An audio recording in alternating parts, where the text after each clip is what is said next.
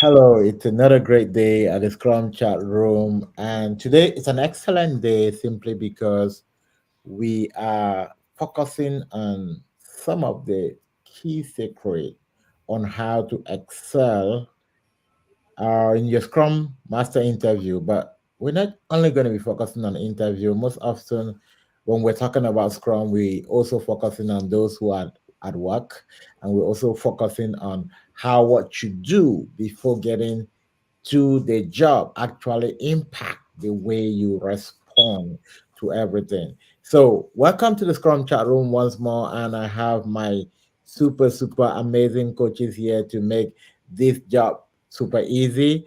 And I want you to feel free to ask a lot of questions as much as possible as we're going through the conversation. Feel free to ask questions using the chat box. But before we get started, I want you to do one thing. Tell us where you're watching from as the first thing so we can give you a shout out. The second thing, you also want to share, invite someone, especially those who are actually taking interviews now. They can share what are some of the challenges that they are going through, and who we should be able to help them provide some level of advice on how they can move on. So don't forget to share, and don't forget to tell us where you are watching us from. So I'm connecting all the way from Dallas, Texas, and we have two amazing guests. We're gonna go with the tradition, so like ladies before gentlemen, right? So Absolutely.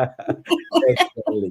So we're introducing Coach Ella, and for those who follow the previous version, you don't want to miss a session with Coach Ella, right? And Coach Ella is connecting all the way from Atlanta. Hey, hello, Coach Ella. Say hello to our. Hi, Doc. Hello, everyone. It's always a pleasure to be here with you all. Looking forward to an exciting session. Thank you, Doc. Powerful. And all the way from the DMV area, we have Coach Allah. And it's definitely always never a dull moment with Coach A in the room. Hello, Coach Alfred. Say hello to our audience. Hey, Doc. Thanks for inviting me back. Really excited, happy. Hey, everybody. Welcome and excited to come and share some knowledge and, you know, let's get it going. All right, perfect. We're super excited to be live again today. And I see Francis connecting from Toronto. Hello, Francis, and also everybody, wherever you're connecting from, drop a message, drop a comment, and we should be able to give you a shout out. All right, before we get started today, I definitely want to put up the first questions. Um, to Coach R to help us open up the floor. Now, our topic for today is about how to excel in your Scrum interview. The first thing is that why are we talking about this topic? Why is this conversation actually relevant today? Talking to many people, I've noticed many people are drawing back or are giving up because they think the Scrum market is shutting down, or they think, oh, I've been applying a lot and I'm not getting interview, or I don't know what is going on. I've had one interview, two interview, three interviews, and it doesn't get me anywhere. So let's start with a generic question. If you were to give like really a biggest summary tag on someone who want to excel, someone asks a question, hello, Coach Alfred, I'm interviewing, but I think I don't know what I'm missing. What do you think I can do to up my interview game? Let's start from there, then we're gonna narrow down to the specific aspect which we have identified by working with different people. Yeah, thanks. I think what's going on, Doc, the things are changing. It's the whole landscape is changing. The competition is very much alive. But I think for somebody who's getting interviews but they're not making it through, so first of all, me, I just wanna kind of get an understanding. Just wanna understand where they're coming from, right? Do they understand whether it's Scrum Agile? What is their understanding based on, so I can better help them out? What is it that they struggle on? Right? Sometimes it's probably not about what they're saying, it's just about how they're delivering their message. Right? I say it's not about knowing you can know something, but then you limit your ability. but when you understand something, there's no, you can always find your way how to manipulate the responses when you understand versus when you know. So overall it's basically, yeah, what the area you struggle, the individual struggles with, and get their well understanding of, if they apply for Scrum, what do they understand about Scrum, right? Yeah. That's probably a good way to start. All right, perfect. Because you said something very important, which actually caught my attention. You said most often it's not about what you know, it's also about how you deliver what you know, which is one of the things we are going to revisit on how people actually deliver, what to say, and how to answer some certain question. We'll actually bring up some scenario and try to troubleshoot them on the go. So thank you very much for bringing that. If you're joining us again, welcome to the Scrum chat room. And if you're joining in, drop your comment. If you're watching from YouTube, drop a comment. Let us know that you're watching, and also feel free, please share so let other join. It's a very important conversation. Why? Because we realize many people are losing interest. And to be candid, Scrum is still at its infancy stage. There's still more ahead of that. We want to get more people into the phase. Coachella, I'm gonna roll that question to you again. The same question Coachella asked. If someone were to make you like, you know what, I tried everything I could, but it's not working. What advice are you gonna give them? Hmm. That's a very interesting question. So, first of all, when you say you tried everything you could, I want to first of all hear what you've tried. Now, like every other job market, Scrum has its peak, right? It has its peak time. However, there are always still a lot of jobs out there. So I get a lot of, oh, I don't get interviews, applying and all of that. One thing we need to understand is the application process itself is a job on its own. We have to take time to apply. How many applications are you putting in a day? If you're putting in 5 applications a day and somebody else is putting in like 50 applications a day, so that person is putting in like 10 times more than what you're putting in. So there's always a higher chances for them to get this interview scheduled. Yeah, Another thing I want to also follow up with is one thing that helped me was LinkedIn Premium. yeah, I remember I didn't have that, but when I had the conversation with LinkedIn Premium, I realized that you can also be able to message those recruiters when you apply.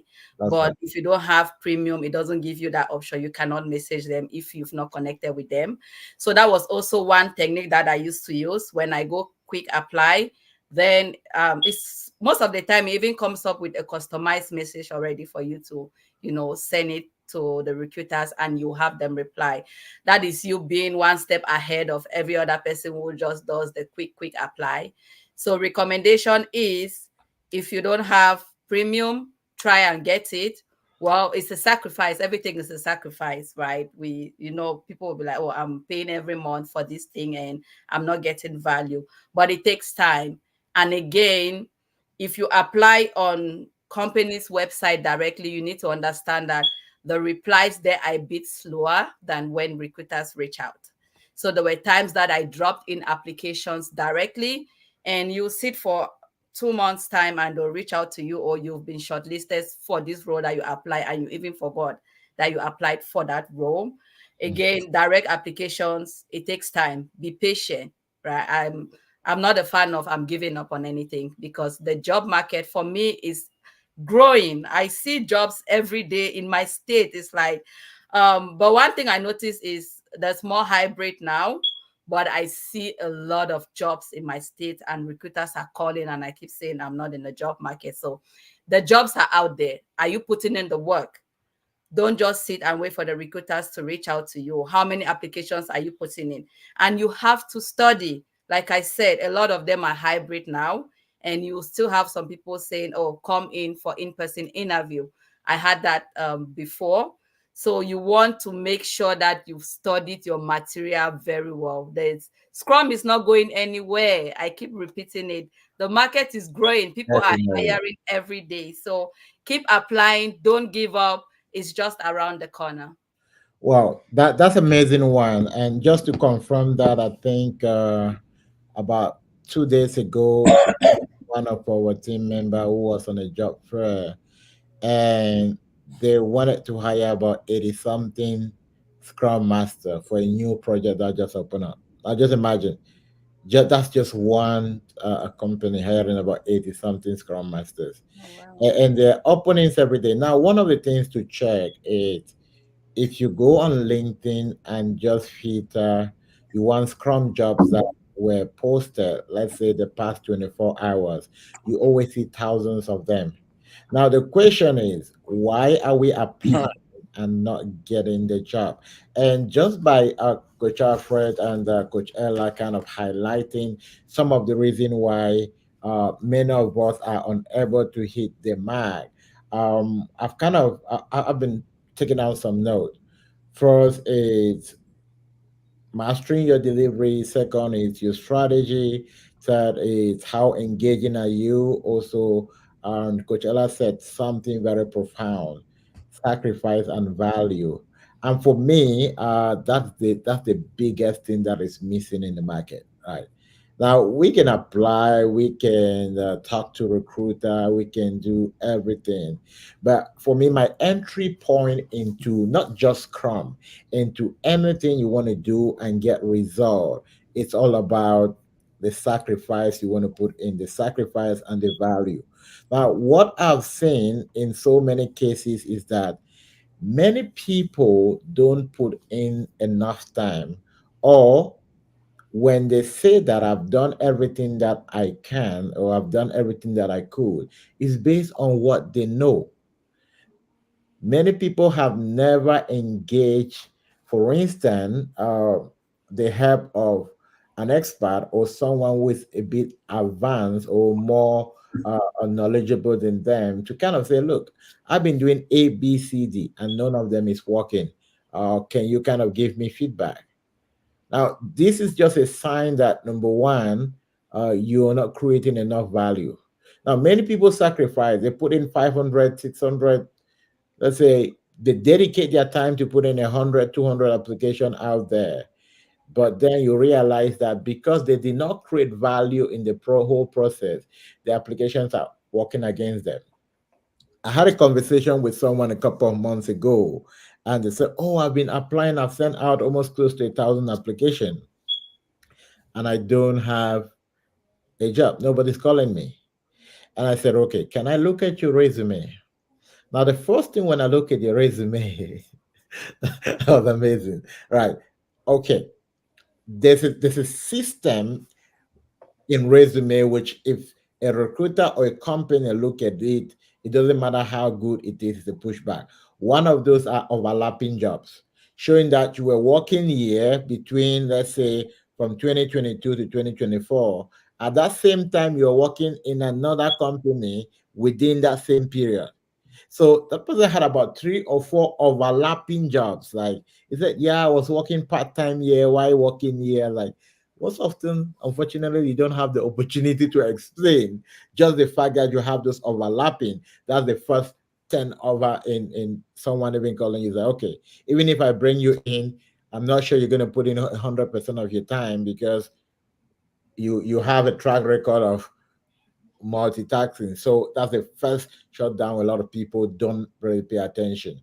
We've not even gone to the quality just by looking at that, and there were many overlapping. And like, this is the first reason nobody will call you.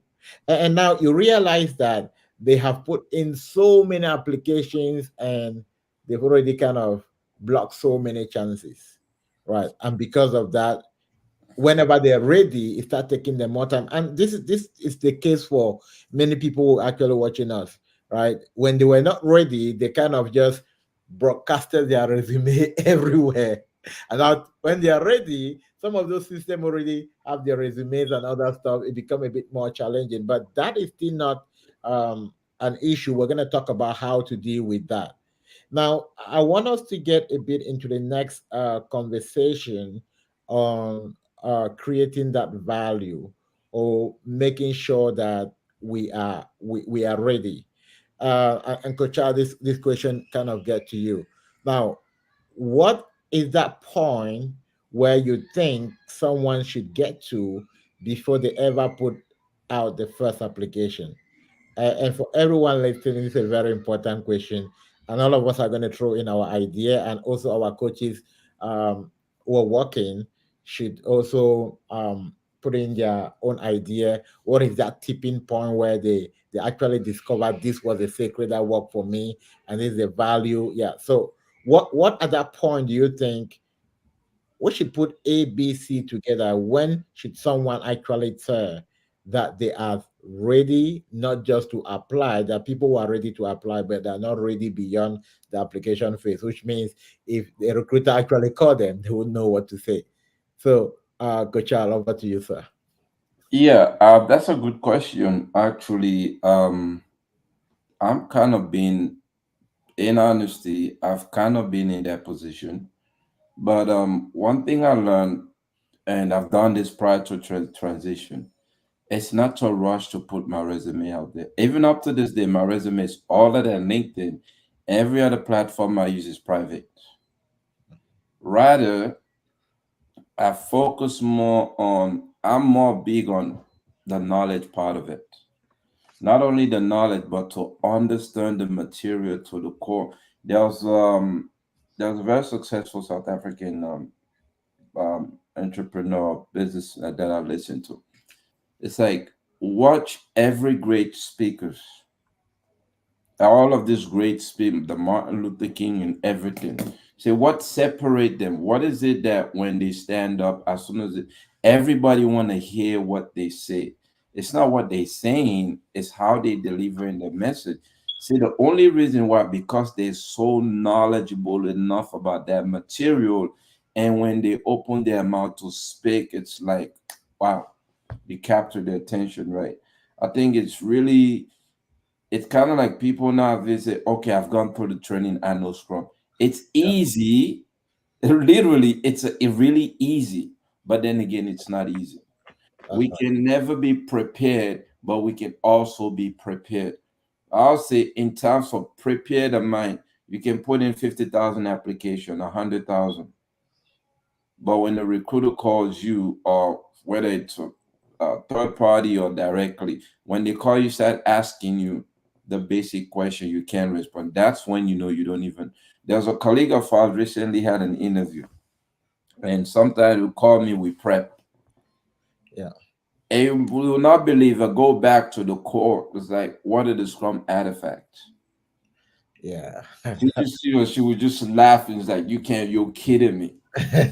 They go back to the Yeah, foundation of this thing. That's why I say understanding it. When you know, it's like, okay, I know this. But then what's the potential that you're gonna forget?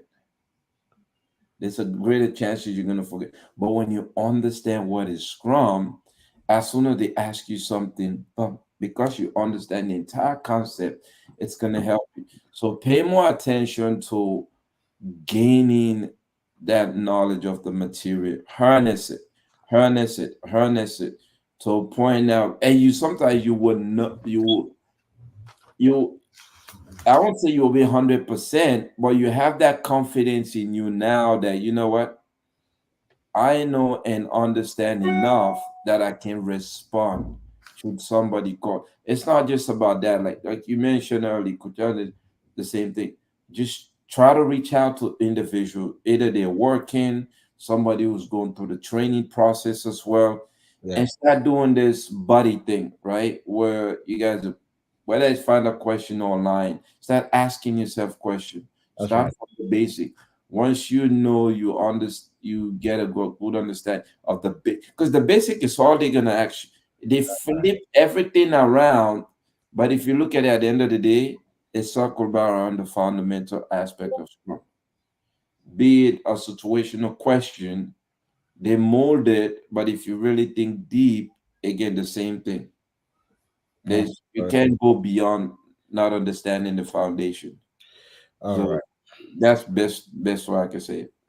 So, Kachal, it's focusing on, yes, you might have a good resume, you might have all of that, but sometimes we forget the foundation, the basics, and that just remind me.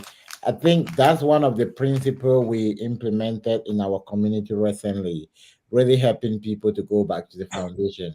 And trust me, this has kind of really created a very big shift because one of the things I noticed, or one of the stuff I've realized, that the reason why it take an average person a very long time to get a job is because they don't know how to, the delivery is poor. They understand the concept, but then when they start talking, you can actually see a gap. You can actually see that, okay, this person is missing A, B, C, D. And when we implemented the process of actually getting people into the foundation and placing different evaluation level, it actually got a lot of people kind of really set up. Now, that's the next question. I'm going to come, uh, Coachella. Now, my next question for you is, now Coachella, Coach Alfred spoke about building that foundation that will help you actually gain confidence, so that anytime that you're being called, you can be able to say something which is more relevant or which you want to hear. Now, the next question I want to ask for you, Liz. Okay, uh, if you want to focus on resume as a point of adding value to your preparation, at what point can you actually say that your resume is good to go, if I can put it that way? Hmm. Great question. At what point will I say my resume is good to go? So, Coach Alfred already touched about the basics. Now, what you know kind of determine your confidence level. That's the simple truth. Um, when I was in the market, or for those that are in the market now, like Coach Al said, the basics, everything revolves around the basics. Now, when I start looking at what are the Scrum events, you look at the Scrum events in your head, you're able to list them, you're able to, what happens in each of these events. Once you're able to capture everything that happens in each of these events, then you're basically, I don't think there should be any question that you find in an interview that you will not be able to address. For example, spring planning. What happens during spring planning? And I start telling myself, okay, the team comes together, we check capacity, I write it down, capacity. We look at velocity to match our capacity, you write down velocity. Make sure that the stories are story pointed, assigned, and I check out all of those things. Then I start looking at, oh, they said we do capacity for spring planning. What is capacity? So that is the strategy I was using to study, to ensure that I'm able to capture everything, and not only saying these things, making sure that if somebody were to ask me a follow-up question on, oh, you mentioned capacity, what is capacity? You can be able to back it up. And what I realized is the more knowledge I was able to gain, the more confident I became with my interviews, because I was very sure that I don't know everything, but I was sure that at least 85% of what they will ask me, at least I know, right? As opposed to just going there, you don't know a lot of the things, a lot of the basics. Most people just read the Scrum guide and say, oh, we are ready to hit the market. Mhm. Very important statement doctor made. When the resumes are in the market for long, then you don't get as much cost as you would. I, too, in all honesty, was a victim of that, right? Yeah. You are ready to transition and you hit the market and you start getting those calls. And first of all, recruiters' calls, I know a lot of us don't take it important, but that is the first step for you to get an interview. If you're not going, even if they have to take you directly, you have the internal recruiters who call you and interview you. And if they don't see that you are somebody with, they might not know the knowledge, That's but right. again, how confident you're able to say those things to them. Tell them, okay, this is a good fit. I'm going to go ahead and submit you. So that is the first step. Now, check in with others. What are some of the questions that recruiters might ask? How can I approach a recruiter's call to ensure that I'm able to be submitted over other candidates? Now, some people get submitted not because anything that you do, but it is how they are able to engage that conversation with the recruiters. I can be saying something that is not even Scrum, or something that is totally wrong, but how confident I'm able to say it. That's The right. recruiters can even say, oh yeah, this is a good fit. I love the way she, came out strong and all of that. So first of all, check, am I able to take in this recruiter's call? Do I know my material before you even hit the market? Because trust me, if you're new in the market, once you hit the market, you get those calls coming in, Mhm. and you have it back to back for a certain period of time. So you don't want to lose that time and that opportunity that you have. People have gone in and had the offers for their first job or their first interviews. It's not because they take time to prepare. Unfortunately, some of us were too in a hurry to hit the market and let's just go. I'm done with the Scrum guide, or I'm Scrum certified. There's still so much, so much. I cannot even imagine how my first interview went. I was ashamed because of lack of preparation. So take your time. Don't be in a rush. I want it so soon. Yes, we all want it, but then take time to study. So when you hit the market, you're able to bypass the recruiters and be able to face your interviews. Yeah, Well, and to add quick to that, Doc, what I usually say, and I used to I work with a lot of technical writers when it comes to resume. This is prior to my transition, and it's still the same across the board, right? So, and if you look at it, it's pretty much the same thing. Like I tell many of my colleagues that comes like, go across all the job platform, look at the positions, look at Scrum Master, Senior Scrum Master, Agile Coach, yeah. or look at Scrum. Take three from each and look at the job description. They're pretty much the same. You may have one or two words that are different depending on the companies, right? So what you do, and always when it comes to your at least weekly change one or two things. Go there, look at the description, put them lined up. Look at this, the same position, LinkedIn, Indeed, Career Builder, Dice, whichever one you use. Mhm. You find 80, maybe 80% of the things the same thing. But now you can tweak it from what they do. This is what professional technical writers that do resume do. They will tell you, go get it. They take it now where they have the differences. They're more highly technical in terms of writing.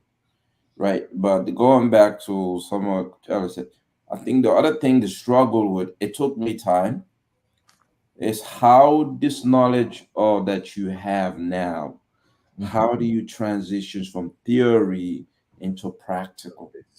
I think that's what I've seen a lot of struggle. I mean, the first interview I got, I really got embarrassed myself, right? I know the stuff, but I did not know how to transition from Yeah. theory into practical. So it was all like basically what the Scrum guide says. Mm. And I was like, thank you very much. And that was it. I wasn't disappointed, right? I Yeah. wasn't disappointed because I mean, I've been in consulting for a while, so I kind of, but it's a wake up call. It's like, yeah, Mhm. because it was literally like, like when you say you try to memorize thing, Yeah. but the way I summarize it, literally, it's just everything you got from the Scrum guide, That's right. rather than take that Yeah. and transition that into practical. Back to That again. sets you apart. Yeah. It's Well, amazing how we learn in this thing. just kind of stepping in. I remember when we started doing like really deep evaluation within the community, and people were so disappointed when we tell them, "Okay, look, you've not started," and they're like, what did I do wrong, right? Like after you know that, oh, you know what, I master A, I master B, and after you've been interviewed and you have feedback, a lot of people were kind of really discouraged, and that's one of the things we do regularly, because sometimes when you do it by yourself, you think that you're the master unless you get feedback from those who are in. Now, when we start giving them feedback and outlining what they should have said versus what they said, they can like, oh wow, I think I need to go back to the basics. I think I need to go back to the basics. So it's true, and kind of playing that balance. And Coach Al spoke about building an awesome resume, which no doubt many people get those awesome resume. I talk to a lot of people. It's like, you know what? I get a lot of calls. My resume is not a problem. So I just have a problem trying to go through the interview. Now, when you realize, you notice also one of the danger of having an outstanding resume and not being the resume, it's a very big stuff because now a recruiter see your resume, they're excited. Wow, this is good. And then they get to you on the phone and they're trying to match the energy they are seeing on the resume, and it's a very big gap. So that also become a challenge, which is why if you are getting those calls from recruiters and you're not able to break through, it's like pull a stop on that and find help. Like put a stop on that and find her, because you might be excited that you're getting them. And many people kind of stay there for long and go over and over. And then the time they decide to really get help and get serious, it's a bit late for them. Now, when they circle back and realize, oh, now I'm not getting as much as possible. Now, there's one thing that happened with uh, uh, uh, the search engine and algorithm. The first time your resume touched the market is appearing as something new. So everybody's attracted to that. Just imagine you get that and then you are the talk of the town and then you cannot actually leverage that advantage. It's a bit challenging. Yeah. So I created a course a couple of about 3 months back called Scrum Simplified, and which there's a book I'm also writing about that, hoping to get that out soon. And the bigger goal was just more like, how do we say it? How do we say it in a way that we are not sounding as someone who is coming from the book?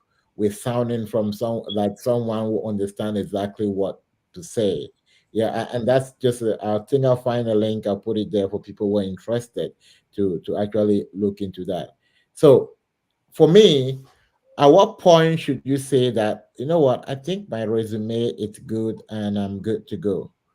It's not when you hire a resume writers.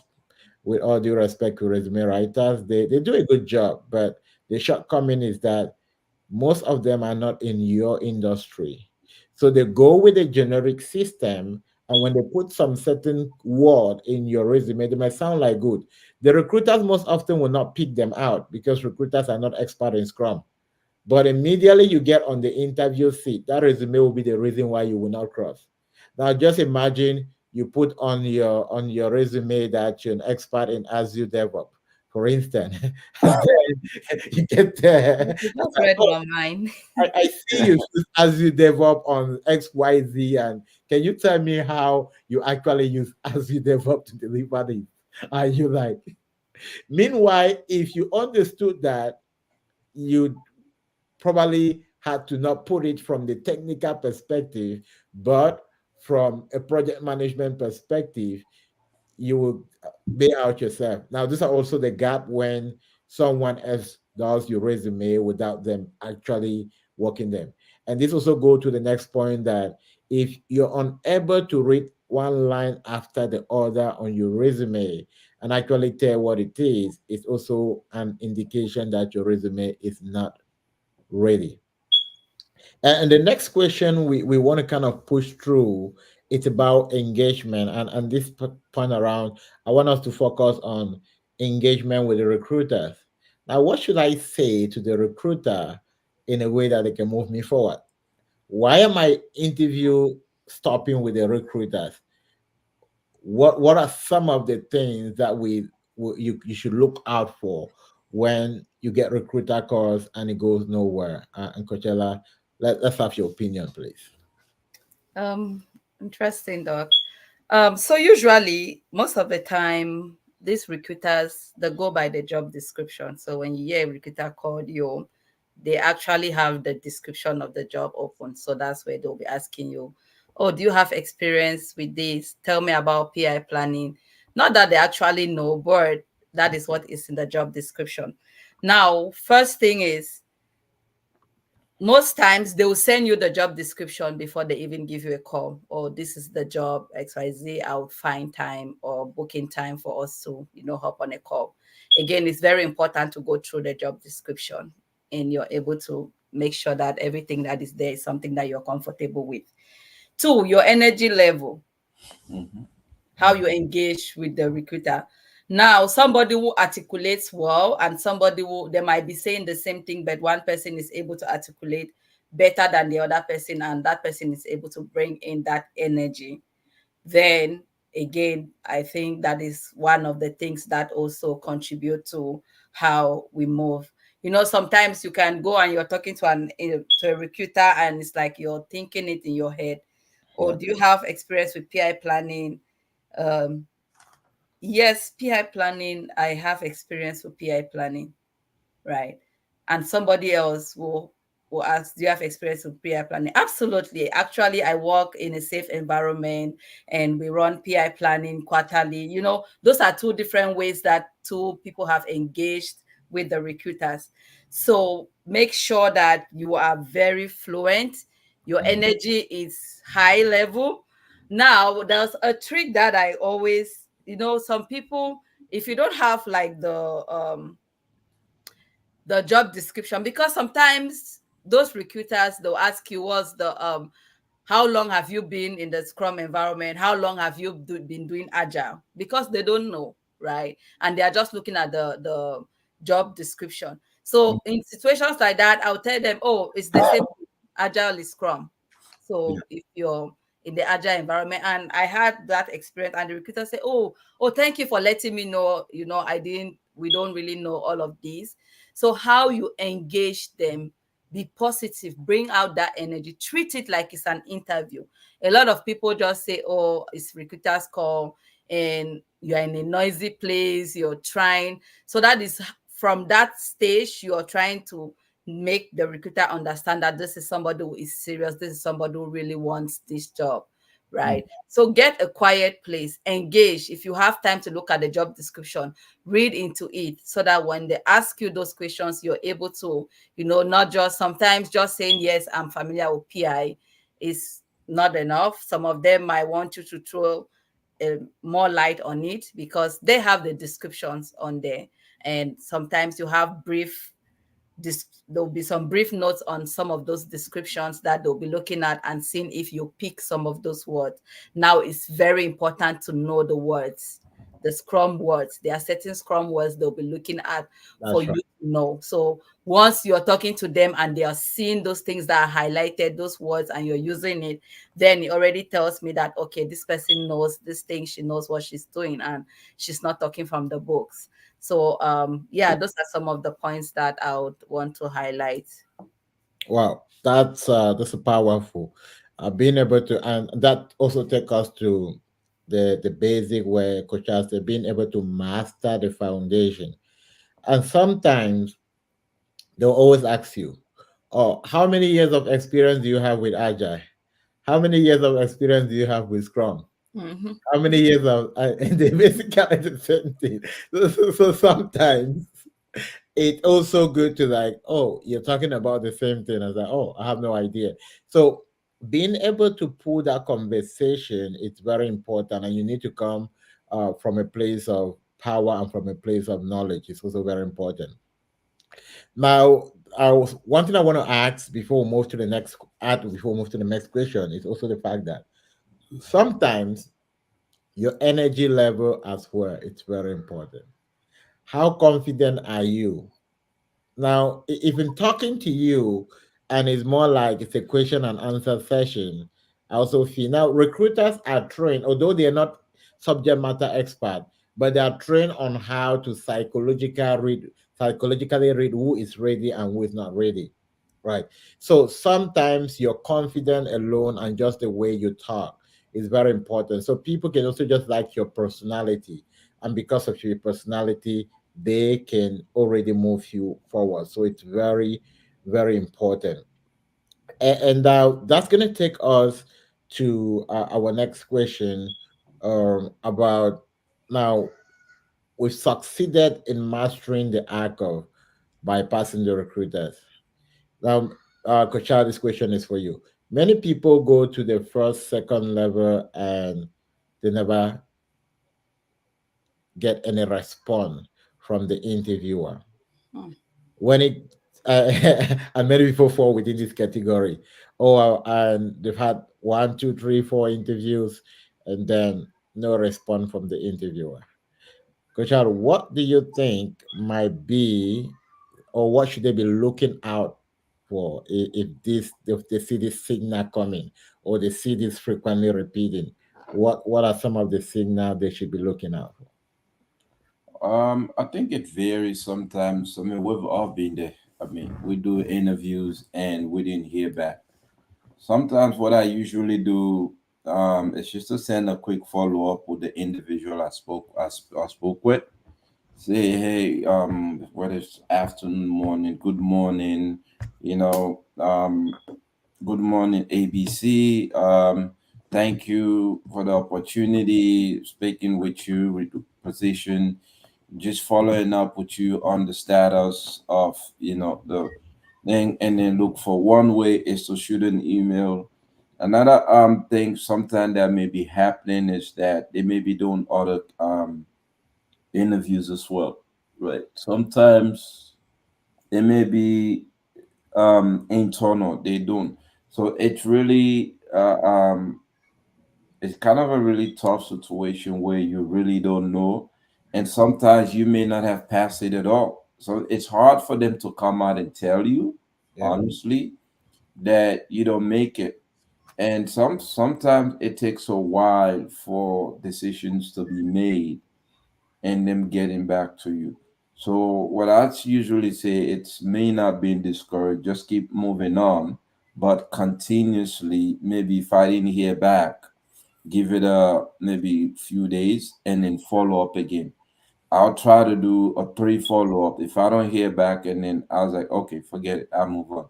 Because sometimes you will know, like when you do an interview, I don't think we should heavily rely on them getting a response, waiting to hear back from. Sometimes we should be able to know on our performance. Pay attention, especially when you're doing live or in person. The cues we mentioned this a lot. How do you get them interact with, make them become part of the process when you're doing the interview. When Coachella mentions like, oh yeah, so talk about the PI planning. Oh yeah, PI planning. Now the role of when they to ask you about you have experience with PI planning is not to tell them what is PI planning. They're not interested in that. That's the history of PI planning. As I usually say, they want to know. Oh yeah, okay. Yeah, I work in a safe environment and we do our PI planning, or prior to PI planning, this is, you stat. And when we communicate, we got to know that our body language plays a lot of impact in it, right? How confident you are in your tone, because your body language corresponds to how you delivering your message, right? Mhm. It's like, okay, I'm talking great, but I'm kind of just like, well, yeah, being in PI, in safe environment, my PI planning, my body's not corresponding to me, what I'm saying, right? But when you speak, oh yeah, I've worked in a safe environment where PI planning is every quarter, prior to um, 3 weeks before the end of our PI, we meet with the PO. We did this. We get all the features ready. We meet with the team. We do this, this, and this. And during the PI uh, program, this everybody said this. We go to our breakout room, then you actually speak like you're in that environment. See, so that alone, when you communicate, and then you're gonna see the reaction coming, the reception coming from the other side, right? Sometimes it's us delivering. yeah, That's basically the first stop. Whether there are times we don't get called back, like, yeah, you know what? I think I can go back to my interviews, like, I may know why I didn't get a call back because I screwed up in one or two things, right? Oh, That may just exclude you out of it. yeah, I picked out a couple of things when you were talking, Coach Al, and the first one was if you actually master your act, right, and you don't get feedback, don't be discouraged. Sometimes the competition is actually very high, and just keep on moving. But then there are phases where the person interviewing doesn't even know what they're doing wrong. If you get to a point where you feel like I don't know what I'm doing wrong, right, and start getting frustrating, now you need help. Yeah, you need help. Most often, for most of our team members who are within our community, now they can understand what they are doing wrong or right because we have those constant assessment. We can be able to give you feedback on maybe the way you're delivering and all of that, and you often have feedback on most of those interviews. Now, the second thing to actually look for also, as Coach said, is the level at which you deliver. This is very important. How is it coming through? How is it coming across? How are you having this conversation? And I think uh, I'm thinking of Coach Catherine, right? When we did the t-shirt, now they're lost. Now you get to a level where you mow your ad in such a way that if a company doesn't hire you, you're not bothered because you know that the next point is just what you need to get. Right. That level of confidence in you will never get you worried. Even if you don't get it, you say that's just the next opportunity. And why do we have that level of confidence? One thing is practice, practice, practice, practice, practice. Many people, most especially those who already have their job, feel like, you know what, I got this. And because I got it, I think I can pull on my own. I was having a conversation with someone couple of weeks back, and they've been in about five different interviews. They've been a Scrum Master before, right? We've been in about five interviews, and then we're actually having a conversation. I love having conversation most of the time, and she was like, "Oh, I've been in several interview and I'm not getting it." I was like, "Why do you think you're not getting it?" That was my question. If you could kind of give yourself a self assessment, he said, I know my stuff. I've worked as a Scrum Master, so I don't actually see a reason why I'm not making it. So, um, I think when it comes to mastering the subject and all of that, I know it. And this one thing I always do is like, okay, would you mind me giving you a quick assessment just to give you feedback? He said, yes. Okay, I'm going to ask three questions and I want to see how you respond to these questions. And I'll give you my feedback.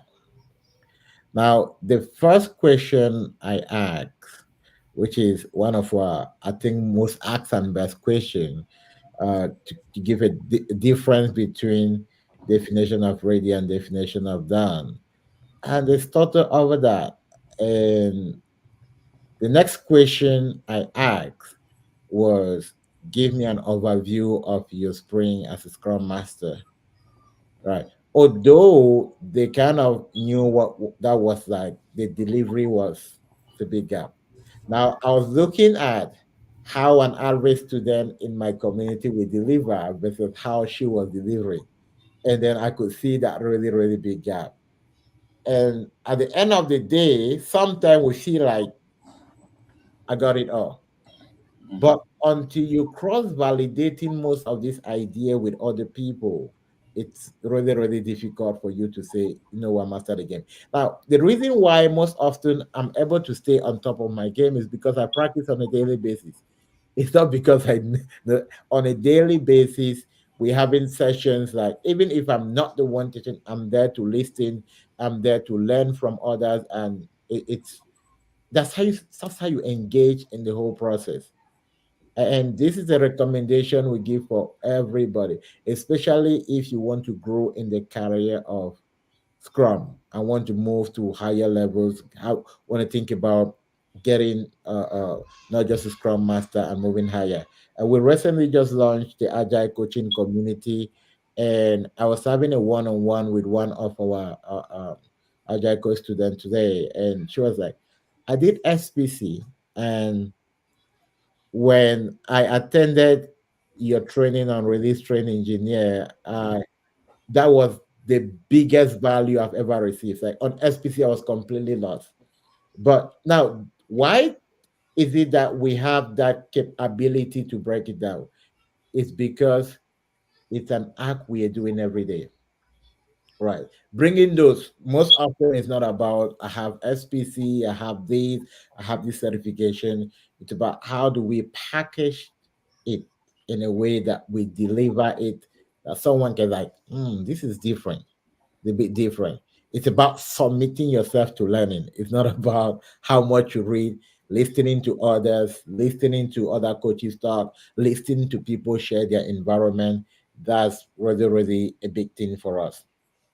And for all our those who are watching us, please feel free to ask questions. We open up for questions. Feel free to drop a question in the box, and we'll be able to answer them. And I think let's ponder on the last aspect on excelling in Scrum interview. For me, this is one of the undervalued skills a lot of people don't pay attention to. There are actually two of them I'm going to talk about, and then I'm also going to roll it over to the coaches to talk about them as well. Number one, it's leadership and public speaking. A lot of people ignore this. When we talk about leadership, there is a way a leader communicates. There's a way you talk in such a way that someone can say, "This is the kind of person I want in my team." There is an environment you need to create. And number one of that, the first thing start by you constantly practicing it. The reason why we encourage a lot of people to like join a community is because you have a space to sit behind a camera and then get to talk to an audience, feel that energy and get that feedback. Many people never have an opportunity until when they struggle until when they have an offer.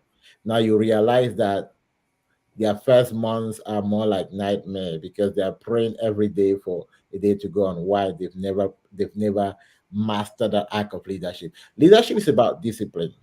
Leadership is about learning how to do it before you ever get to do it. If you don't learn that, it's going to say. Secondly, public speaking. Now, it's a very important skill. How do you communicate? How do you respond to people when they're communicating?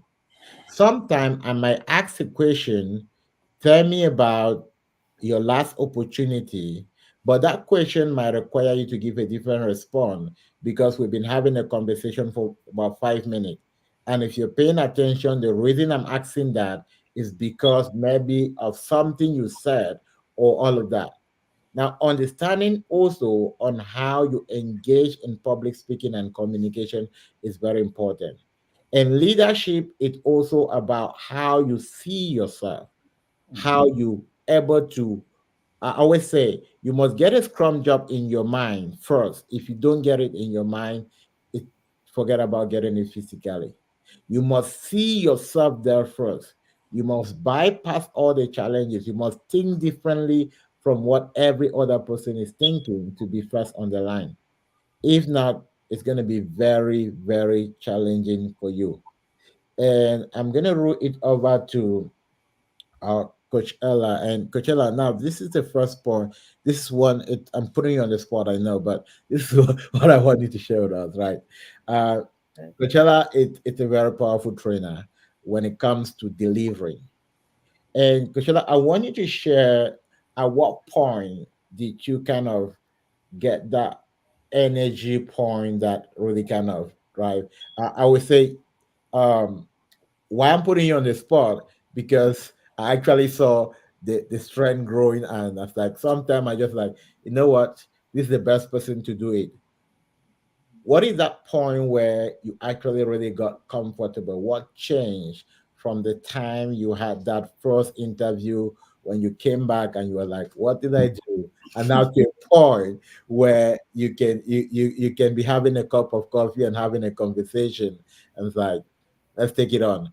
And recently, uh, you deliver a very powerful workshop as well, and those are like major milestones, which is not just about becoming a Scrum Master, but making use in the process.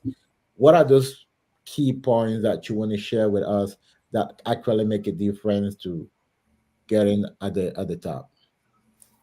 Thank you, Doc. So if I were to talk about the growth without going back to the community, I will not be doing justice. So my first interview that I had, actually, that interview, I remember I joined the community and I called you. I just joined. I was even yet to do the SAFE certification. And I told you I had an interview. So I was reluctant, but you were like, just go. And then I came back. I would say I grew a lot in the community because there are so many opportunities that we had to speak, to talk to our fellow students, opportunities to do presentations. So during that time, I was not only trying to master what I know, but learning other tools, engaging in, we used to have all those Mhm. projects that we'll do and we have to present. Yeah, And I used to take them very seriously. So when it's our day to present, we'll do the PowerPoint and I would talk to my focus group, speak, have corrections. And that helped me a lot. And I also think one important thing was you always need somebody to, help you in this journey. Let me put it that way. mhm, Because I love the fact that you were able to push me, Doc, most of the time, giving us the opportunity to remember. You just get up when you used to come to class. I used to come prepared because there was one point in time where you come and you just say, Ella, can you run the session for 15 minutes? So you used to do like random pick. So every time that I were to come to class, because you will not know who you are going to pick. So I'll always prepare something. I'll always, I'll say to myself, like, okay, if Doc were to call me to speak for the first 15 minutes, what will I say? How will I address these people? And mind you, there are over sometimes almost 150 people on that Zoom call. yeah, So that is me saying, how do I talk to all of these people? You have doctors in there, people from different walks of life. So you have to really, be able to deliver in a way that you can stand out. yeah, So that is how I started building my skills, starting from there. They might sound so little, but those things did a lot.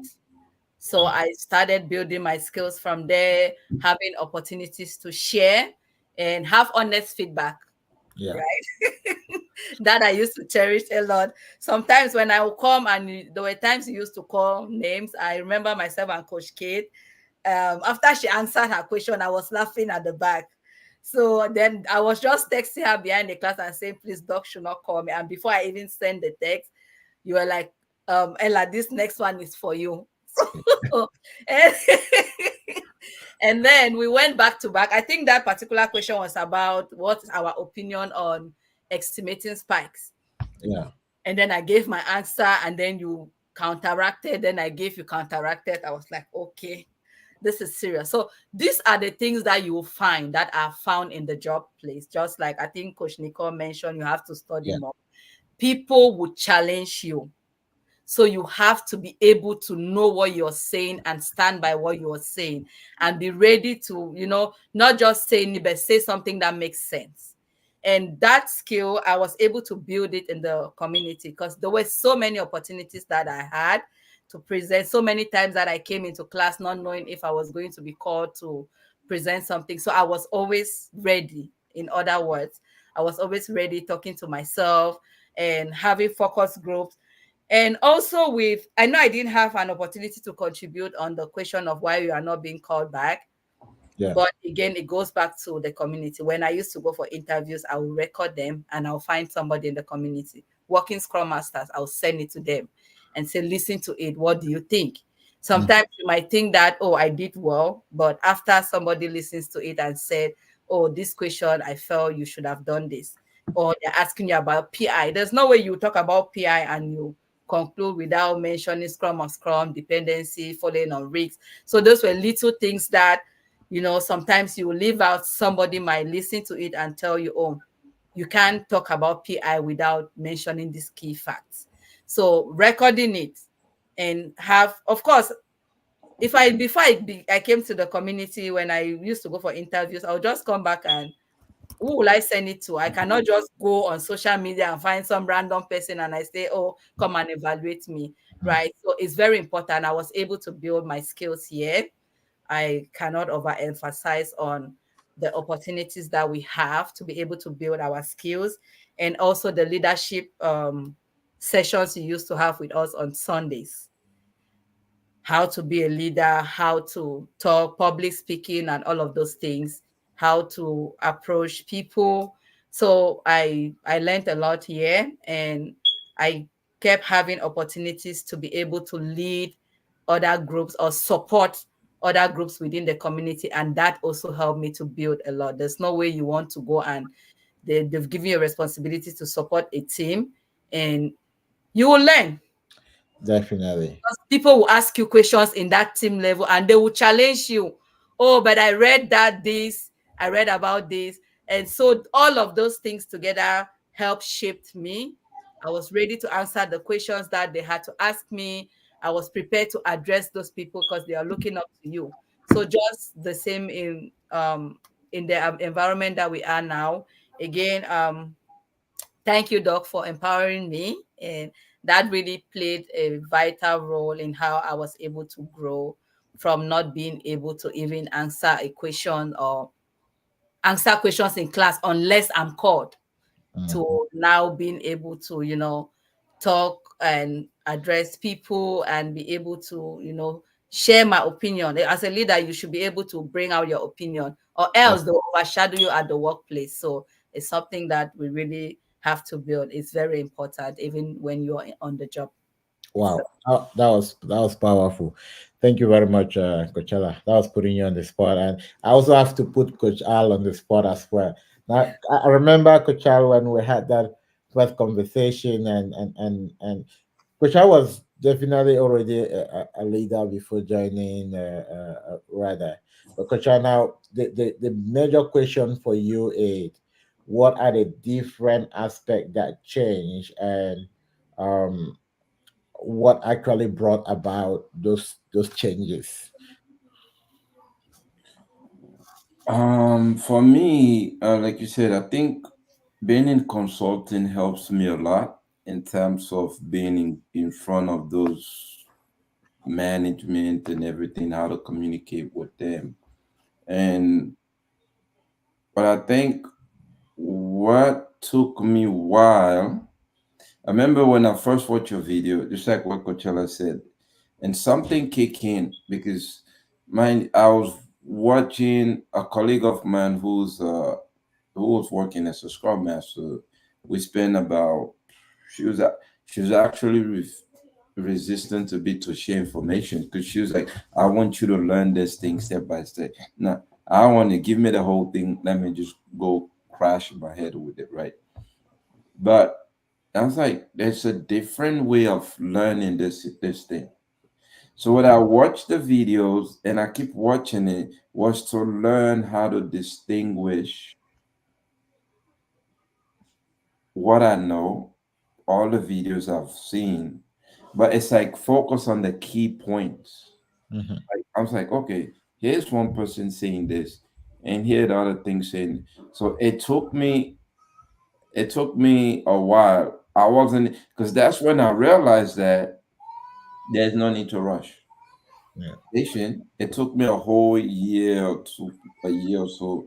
I was just coming to the community, just like what you said. I was coming, studying, and continue studying.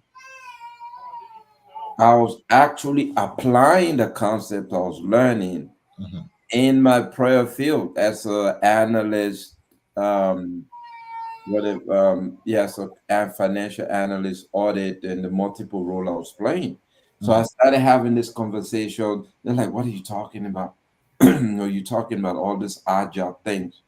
I was like, yeah, So I was actually practicing this, and so we come up with something we call, I forgot what we call it, but basically where we create this term is like every week we meet once a week, Yeah.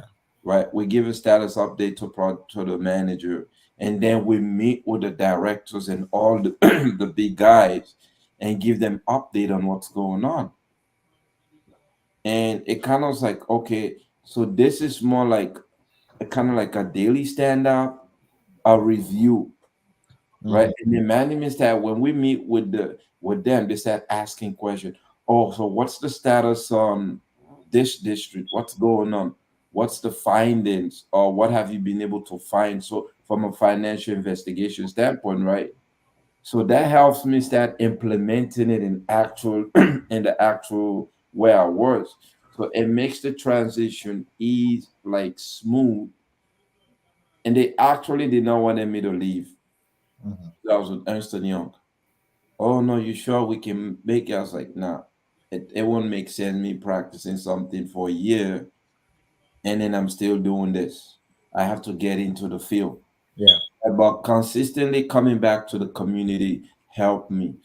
Like I said, even though I have the background, I've been in the leadership space and been in communication with them, but that alone is not enough.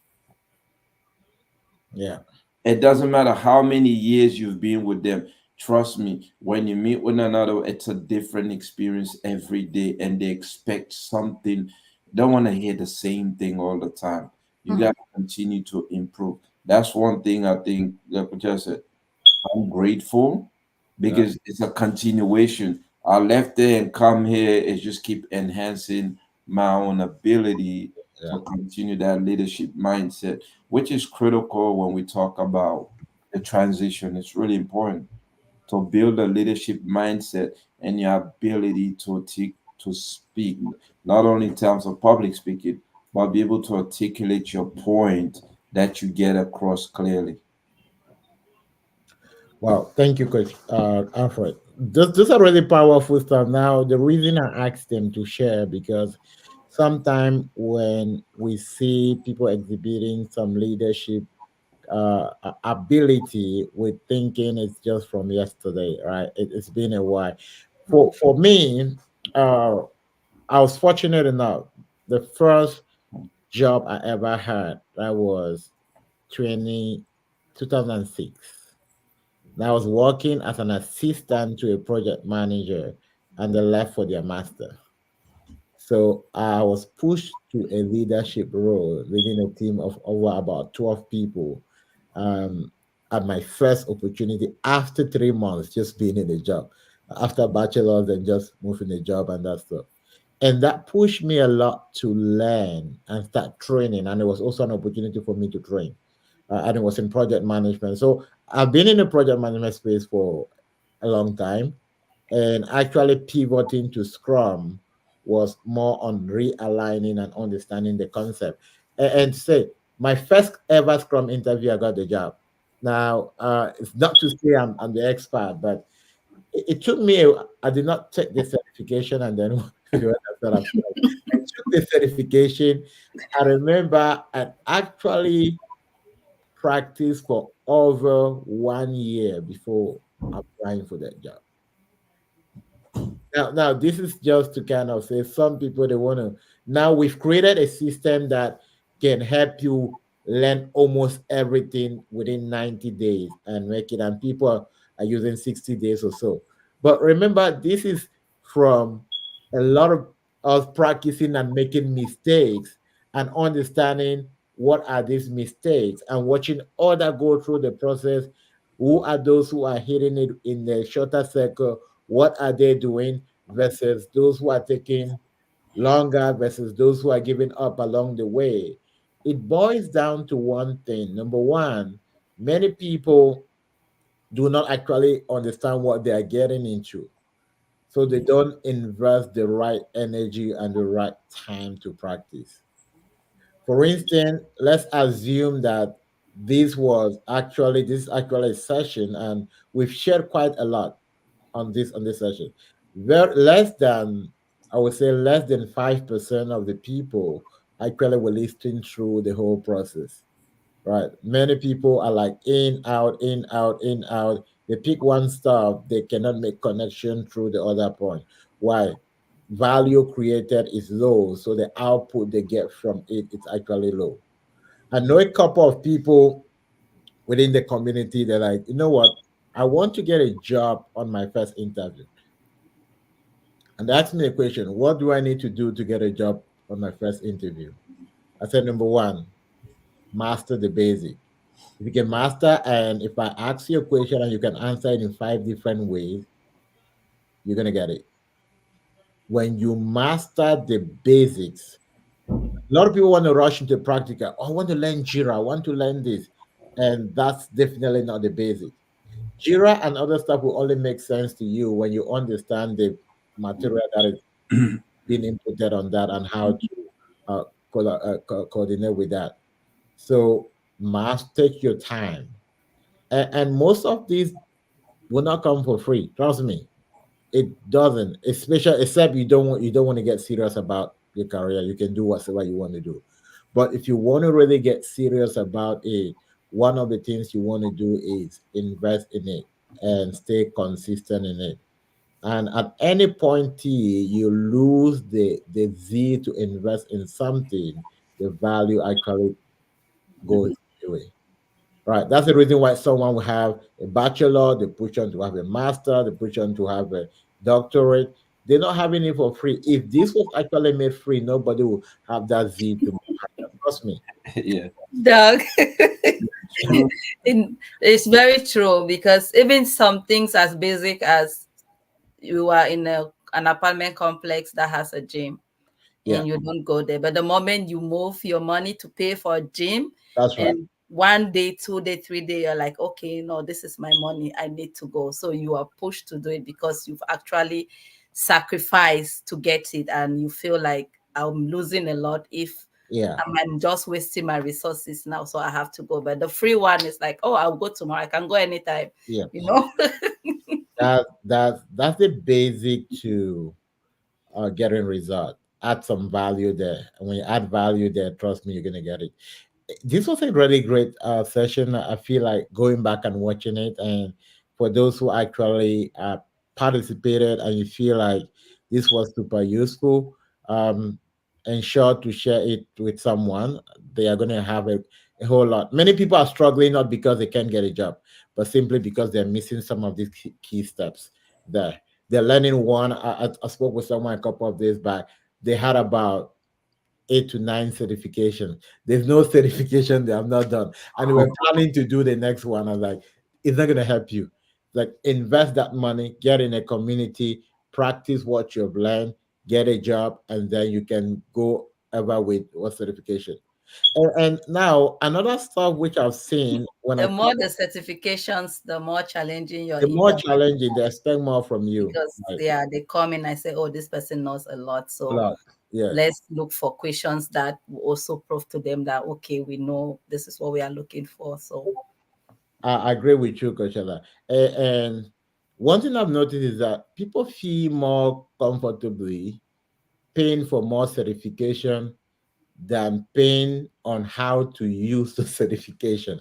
For some reason, I don't know why. Someone will be willing to invest $5,000 to get a very big certification, but they're not willing to invest half of that money to get mentorship on how to use that stuff.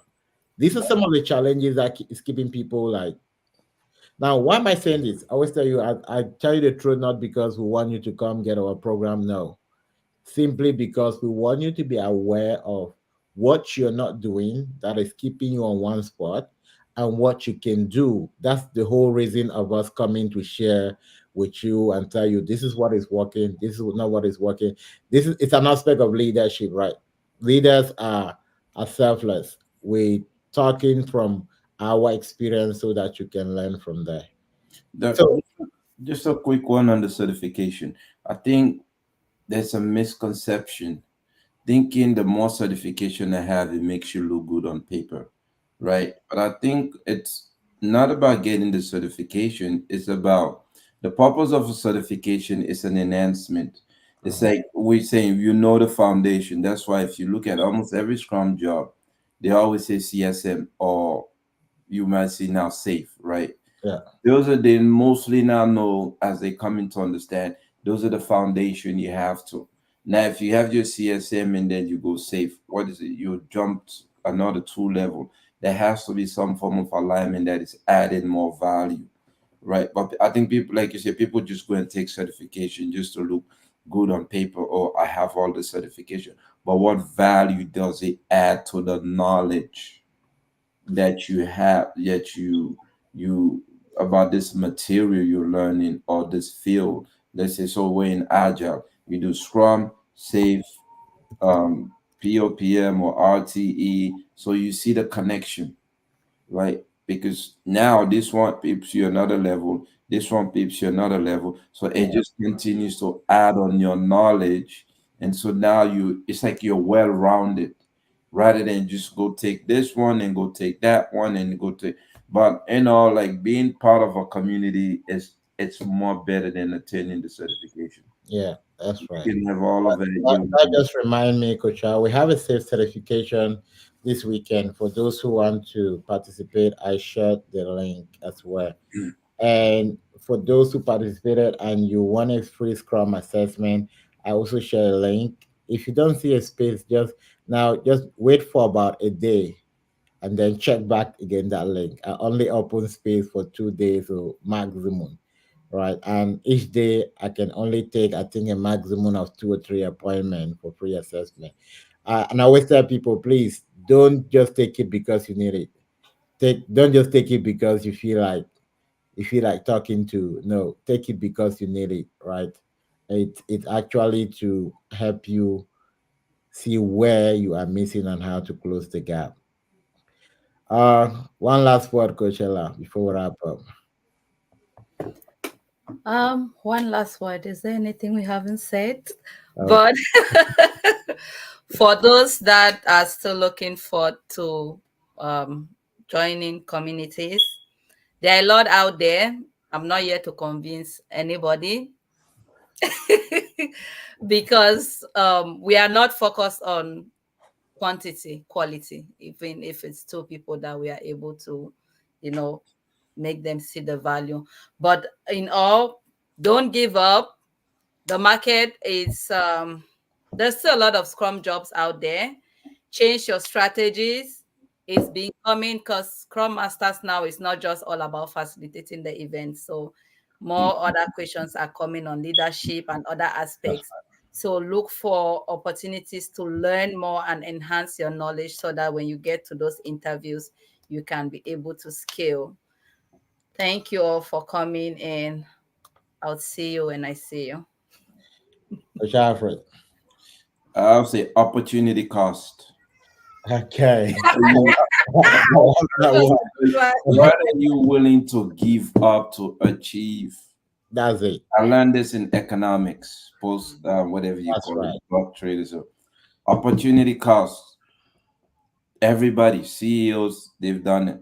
What are you willing to give up now to attain a higher, whatever it's income status or whatever you want? That's the only thing I'll leave with you. Opportunity cost. If you want something, you have to give up something. I do agree. If you want something, you need to give up something. And my last word would be many people look at Scrum and they see Scrum. Beyond Scrum, there's a whole lot ahead Mhm. that you can grow. And beyond Scrum itself, it's a whole game changer for many people.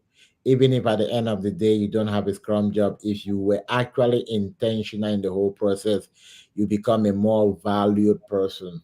We've seen people virtually transform within our community, and they're so fulfilled in a way that they think, "Oh, I just started living my life, right?" Just because of what they can see in the process of growing. So there's so much to learn there. Thank you very much, everybody. And do not forget to drop a comment. Do not forget to like. Do not forget to share. Next Thursday, we're back again. It's going to be another powerful session. And next week, we're going to give you more opportunity to ask question and answer on Scrum because I know that's the best topic. We'll do that next week. Today was more or less giving you the step you need to close the gap. And thank you very much. Do have a great rest of your week.